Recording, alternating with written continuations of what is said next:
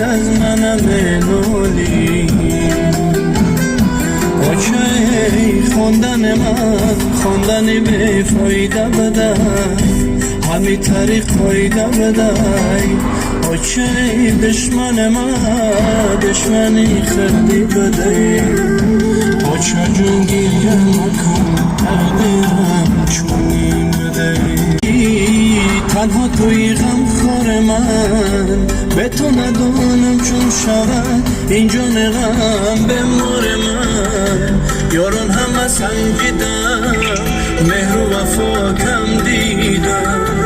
آن را که نکی کردم باشد ای آزار من آچه خواندن